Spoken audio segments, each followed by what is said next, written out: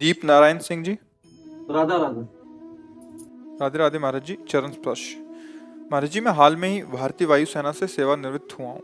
मेरे वृद्ध माता पिता जी गाँव में रहते हैं और मैं अभी बेंगलोर में रहता हूँ। मेरे माता पिताजी चाहते हैं कि मैं अब गाँव में ही उनके पास रहूँ, उनकी सेवा करूँ। गुरुजी, मेरी भी यही इच्छा है, परंतु अपने बच्चों की शिक्षा के बारे में सोचता हूँ तो धर्म संकट में पड़ जाता हूँ। मेरे माता पिता या किसी तो भी आप हालत में। उनको बंगलौर बुलाइए, तो आप फिर आपका अब विशेष कर्तव्य है माता पिता को सेवा देना और उनको दुलार देना, पैसा देना नहीं। जैसे बच्चे हैं ना, अनाथालय में पैसा जमा कर दो माता पिता को। अगर तुम्हें अनाथालय में वो पालते तो तुम्हें कैसा लगता? उन्होंने अपनी गोद में शौच तुम्हारी करवाई, लघुशंका करवाई, इतना बड़ा किया है। अब अवस्था आ गई उनकी हो कि आगे चलकर उनको शौच करवाना पड़ेगा आपको। तो आपका प्यार और दुलार उनको सुख देगा, ना कि व्यवस्थाएं कि भाई हम माता पिता को 10,000 अपनी पेमेंट से भेजते रहेंगे। ऐसा नहीं। जरूरत है तुम्हारी, उनको पैसा उतना न मिले कोई उनको परेशानी नहीं। जरूरत है सानिध्य की, जरूरत है प्यार दुलार की। और ऐसा नहीं है कि अब गांव में भी अच्छे विद्यालय आसपास होते हैं कि शहर में ही पढ़ाई ठीक होती, गांव में नहीं होती, ऐसा भी नहीं। और दूसरी बात है, बुद्धि का प्रकाश केवल लौकिक विद्या के पढ़ने से ही नहीं होता है।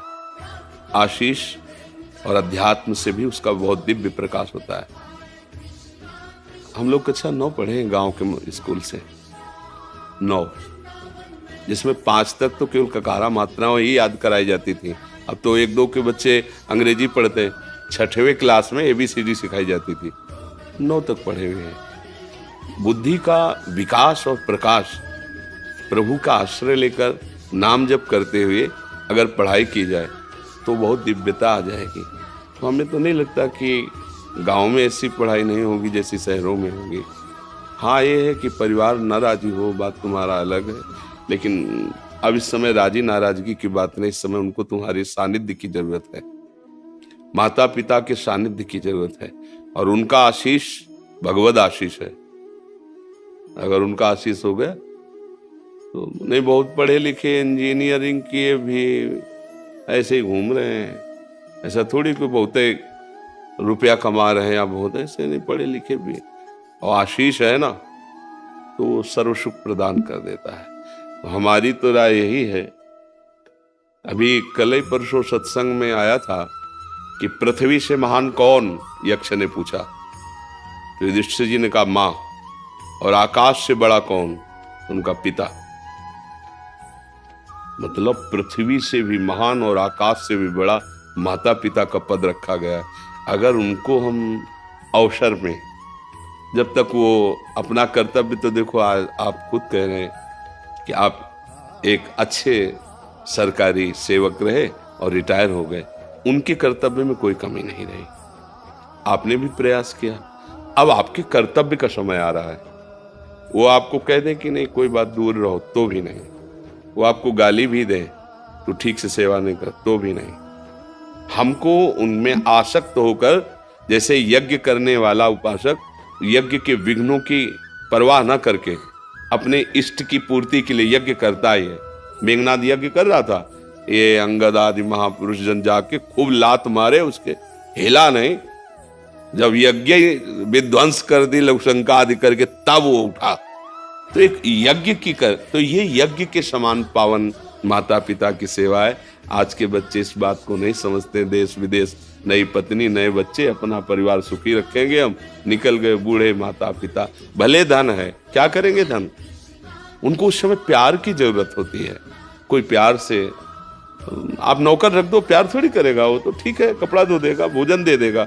उस समय उनको प्यार की जरूरत है। वृद्ध है, मेरी तो सबसे यही प्रार्थना है, आपसे नहीं, सबसे, चूक मत करना। नहीं, वो अवस्था तुम्हारी भी आएगी, और जो तुम्हारे विचार वही संस्कार बच्चों में आएंगे। तो तुम तो बंगलौर में रहोगे, वो अमेरिका में रहेगा, इतनी दूर रहेगा, मरोगे भी तो आने के लिए उसके पास समय नहीं रहेगा। मतलब हमारी बात को अन्यथा न लिया जाए। हम जो आचरण करेंगे वही हमें परिणाम में मिलेगा। मुझे लगता है एक बार पहली प्राथमिकता माता पिता के सेवा की रखनी चाहिए। अगर ऐसा लगता है आपको तो आप पत्नी और बच्चों को शहर में रखिए, आते कभी इधर आए कभी इधर आए, और व्यवस्था रखिए, दोनों को राजी कर लीजिए। बुद्धिमानी तो इसी में है ना कि व्यवस्था कीजिए उस तरह से कि भाई सेवा में माता पिता की भी एक आदमी रख दिया, इधर बच्चों की पढ़ाई लिखाई पत्नी की व्यवस्था, और ऐसी व्यवस्था रख ली, 2 दिन आकर इधर जांच कर लिया, 2-4 दिन इधर कर लिए। नहीं तो मुझे लगता है कि भगवद आश्रित होकर अब तो हर जगह विद्या अध्ययन बहुत उच्च कोटि का।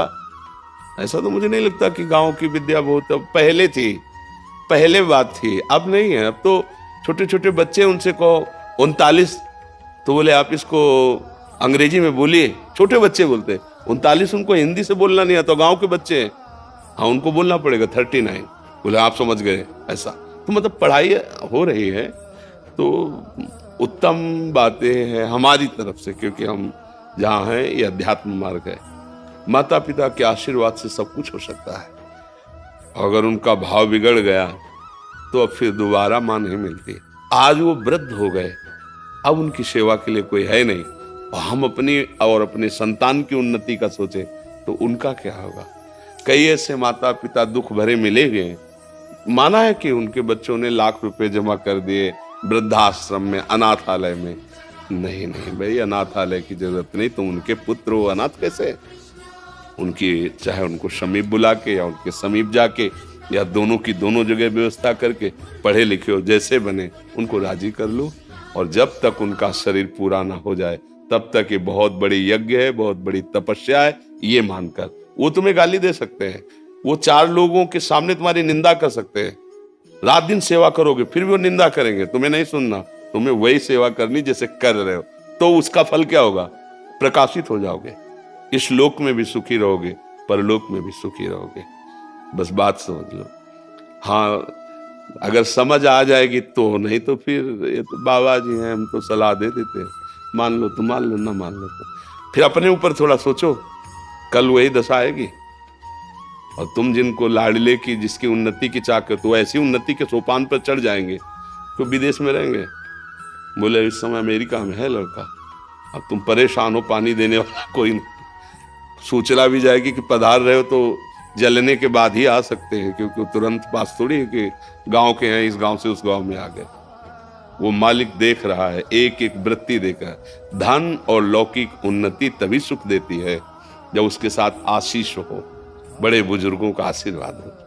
तो कम पैसा भी होगा ना तो तुम चौड़ी छाती आनंदित करके घूमोगे, और उनकी डाह, उनकी जलन, वो फिर दुख। आज हमारा समाज इस बात को नहीं समझ पा रहा है। बूढ़े माता पिता का सम्मान करना भूल गए। एक परिचय के थे तो ऑफिसर थे, तो उनके पिताजी गांव के थे, अंगूछा डाले और ऐसे कांच लगाए और गए वहां। पहले तो घुसने ही नहीं दिया, तो उनका ले जो तुम्हारे सर हैं उनके हम बाप हैं। हो हाँ, रास्ता जब गए तो वो कुर्सी से नहीं उठे। उन्होंने देखा उनका, अब पिता तो पिता ही ला देखे, तो उनका हम तो मिलने आए थे आपसे, बात की, वो वापस हो गए। और जब वापस हो रहे थे धीरे धीरे कदम से, तो उनके बगल वाले ऑफिसर, ये कौन था, आपसे कोई प्रणाम नहीं किया, मतलब आपको सलूट नहीं किया, आप ऐसे बोले हमारे घर का एक नौकर था वो मिलने आया था। उनके कान में आवाज पड़ी, बस आंसू गिराते हुए गए। और जब मिले हमसे तब बताया कि कह रहा था अपने ऑफिसरों के सामने कि हमारे घर का नौकर है। बोले पढ़ाया लिखाया, मेहनत करके उसको उस पद में पहुंचाया, और हम ही को कह रहा था कि ये नौकर है, उठ के पैर भी नहीं छुआ था। उनका कल्याण की तो बात जाने दो, कभी शांति और चैन से सो नहीं पाएगा, क्योंकि औरों का साप चाहे विलंब से लगे, जिसने पाला है वो माता पिता, नौकर अरे उठ के छूते तो उनका हृदय भारी हो जाता है कि पढ़ाया लिखा है ना, देखो मेरा लड़का सभा में अफसरों के सामने पैर छू रहा। ये एक काशी भेजा बेटे को पढ़ाने के लिए, थोड़ा मेहनत करके, किसानी से, ब्राह्मण परिवार का था, विद्वान बने हमारा पुत्र। अच्छा, और 10 वर्ष यहाँ से पैसे भेजते, 10 वर्ष बाद आए तो पिता तो किसान आदमी, अब उनको पंडितों के बीच में पिता ने जो बहुत सूक्ष्मता से देखा, जैसे देखो प्रणाम की एक मुद्रा, पेट में हाथ लगाया ना ऐसे, देखा प्रणाम कर, पेट ने चरण में हाथ लगाया, दिलाई देखा है ऐसे तो ऐसे ही वो समझ गया, तो कहा बेटा पढ़े, बोले हाँ पढ़े, बोले लेकिन पढ़ाई का जो फल है वो तो दिखाई नहीं दे रहा मुझे। विद्या विनयम ददाति, विद्वान पुरुष विनम्र होता है, विद्या नम्रता प्रदान करती है। तुम्हारे अंदर अभी वो विद्या नहीं है जिसको पढ़ाने के लिए भेजा था, वो विद्या तुम्हारे अंदर नहीं। तो उनका आप जांच लीजिए, आप हमसे जो प्रश्न चाहे वो प्रश्न कर सकते हैं, जैसा चाहे आप हम बोले अपने गुरुजी से पूछना जाकर के, एक बार काशी जाओ पैसा हम फिर देते हैं, कि पिताजी ने कहा है कि तुम्हें वो विद्या प्राप्त नहीं जिस विद्या के लिए हमने काशी भेजा था। आज हम लोग बहुत पढ़े लिखे ग्रेजुएट हो रहे हैं, लेकिन वो विद्या धूर्तता ला रही है। नहीं, कठोर शब्दों से माता पिता को उत्तर दे देना, तुम क्या जानो पुराने जमाने के, हमारी आधुनिकता की नई समाज ऐसा, जो प्रातः काल उठ के रघुनाथा, मात पिता गुरु नावई माता, जो स्वयं भगवान है, वो अपने माता, और आज हम ग्रेजुएट हो रहे हैं, उनके चरण छूने में सब चाहते हैं, अगर वो बीमार हो जाएंगे तो उनकी सोच फेंकने में सब चाहेंगे, और उन्होंने वर्षों हमें गोद में लगाया है लघु शंका की। मुझे लगता है ये पढ़ाई लिखाई संपत्ति ये चैन नहीं दे पाएगी अगर बुजुर्गों की छाती जली और उनको लगा कि, तो मेरी प्रार्थना सबसे, आपको ही निमित्त बनाकर उपदेश दे रहे हैं सबको, कि भाई मेरी बात मान लेना, जीवन भर पछतावे से मुक्त नहीं हो पाओगे अगर अपने माता पिता को इस स्थिति में छोड़ दिया। तो इसका तुम कुछ भी बन जाओ, जलोगे, रात दिन जलोगे, देख लेना, हमारे वचन याद कर लेना।